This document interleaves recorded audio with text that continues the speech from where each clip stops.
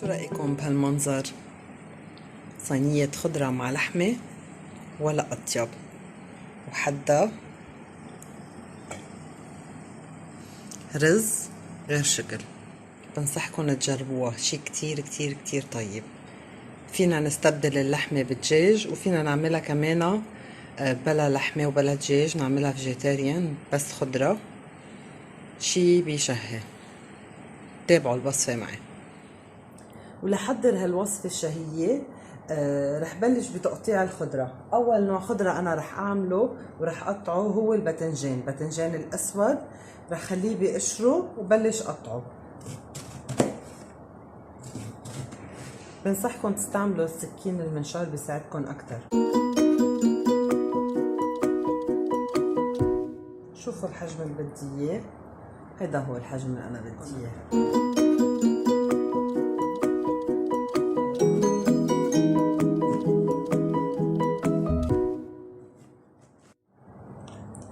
النوع الثاني يلي من الخضرة يلي رح قطعه هو البطاطا أو البطاطس بالمصري.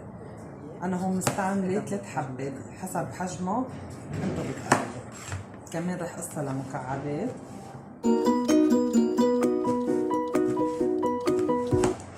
شوفوا قياسهم.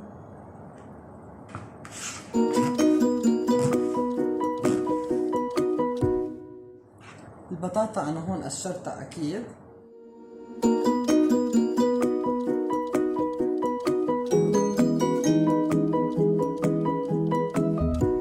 وهيدي آخر حبة. بنصحكم تجربوا هالوصفة، صراحة كتير طيبة وصحية. ب10 دقايق بنكون خلصنا تقطيع كل الخضرة تبعيتنا. بنحطها بالفرن وبس تستوي بناكل أطيب خط وعلى الطريقة الصحية. نوع الخضار الثالث هو الكوسة. أنا عندي حبتين من الكوسة. هيدا كوسة بلدي نحن مقطفينه من الجنينة، مشان هيك لونه باهت، لأنه معرض للشمس ومنه محطوط له أي مواد كيماوية. بس طعمته وريحته ما فيني أخبركم. بنصحكم تزرعوا إذا عندكم مسافة صغيرة حتى قدام البيت أو أي قطعة أرض، زرعوا خضرة تاكلوها انتو طازة من عندكم وبتعرفوا شو عم تاكلوا. وعندي حبتين من البصل كمان رح قطعهم شرايح كبيرة. قشرت البصل. أنا بتعرفوا شو عملت؟ حطيته بالفريزر مدة 10 دقايق لحتى ما يبكيني وينزلنا دموعنا. بنصحكم بس بدكم تقشروا البصل وتقطعوه، حطوه بالفريزر أو بالبراد 10 دقايق بس وبيروح كل الدموع. رح نقصه كمان قطع كبيرة.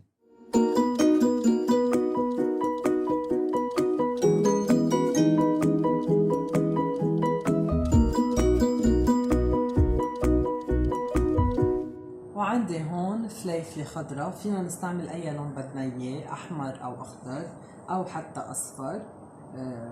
رح قصه هيك.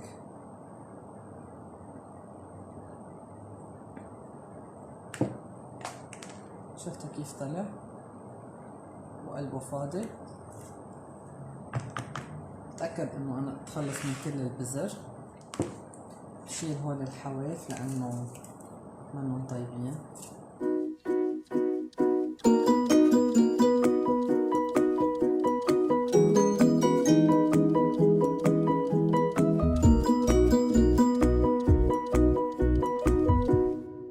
حتى هاي رح شيل هول القسم.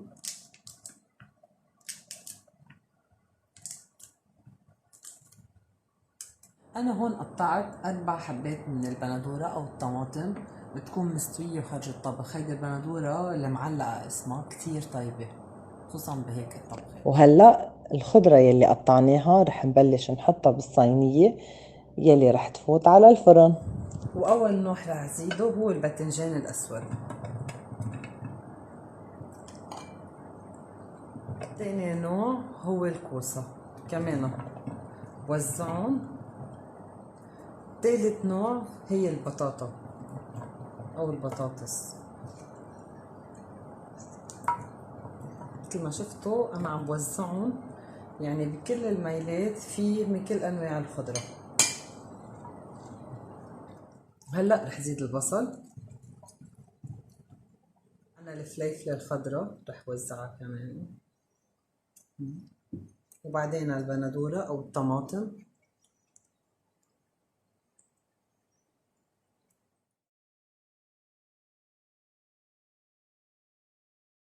واخر شيء رح زيد اللحمه. اللحمه رح احطها بايدي، وهيدي اللحمه انا بهرتها، حطيت لها فلفل اسود طازه، طحنتهم فوقها دغري، بيعطي طعمه كتير كتير طيبه. ما رح ملحها لانه الملح رح يخليها تقسى وتكب ميتها، وهذا الشيء نحن ما بدنا اياه اكيد.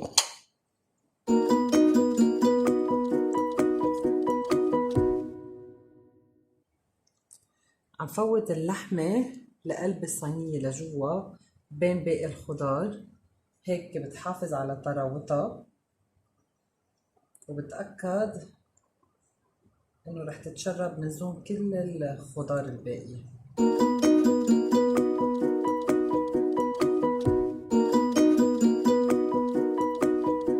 وهلا رح نحضر الصوص اللي رح نحطه على وشه ويعطيها طعم كتير مميز. وهلا بدنا نحضر الصوص. انا هون حطيت 4 ملاعق طعام او 3 ملاعق طعام من صلصة البندورة، رح ضيف عليهم كوب من المي، حركهم، معلقة صغيرة من البابريكا ومعلقة ملح، وكوب صغير من الزيت النباتي، بحركهم كلهم مع بعضهم. ما بكتر مي لانه في عنا كتير خضار رح تكب ميتها ويصير عنا صوص منيح يعني بالصينية. وهلا رح ضيف الصوص على قلب الصينية البايركس اللي رح تفوت على الفرن.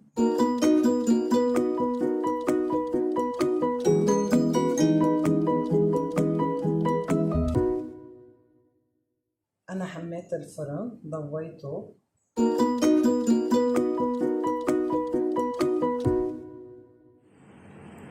وهلا رحت هيدي الصينية اللي شكلها من هلا بشهي رح حطها بالفرن. ما بتاخد كتير وقت، مثل ما شفتوا نحن ب10 دقايق حضرنا كل الخضرة وقطعناهم وصاروا بالصينية. رح اتركها تستوي على مهلها وشوفوا شو رح نعمل معها. وهلا صار وقت السكب ودواء. أنا بحب حتى لو عم بسكب لإلي ولأولادي ولجوزي إني زين الصحن وقدمه بطريقة مرتبة، لأنه هذا الشي بيفتح النفس كتير. بس شوي صغيرة حطها بالصحن هيك، حطها على جنب أكيد. وبهذا الوقت رح اسكب، شوف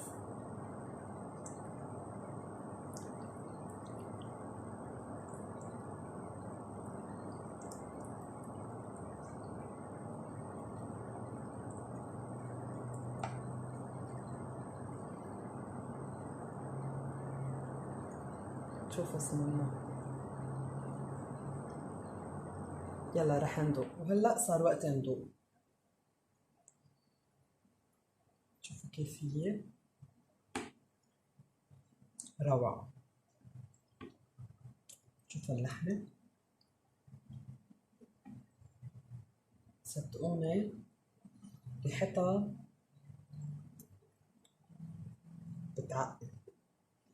لحمة مستوية ما بدها شيء ابدا ابدا ابدا. شوية رز،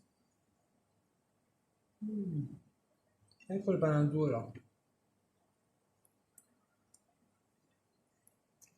أنا بعشق هالأكلة، إذا جربتوها مرة رح دايما تعملوها لأولادكم. ما تنسوا تشتركوا بقناتي وتعملوا سبسكرايب وتفعلوا زر الجرس وتختاروا all أو الكل ليوصلكم كل شي جديد. وبوعدكم رح تشوفوا فيديوهات كتير مفيدة ومسلية. معكم ماريا من قناتي، قناة الست اللبنانية النشيطة. باي.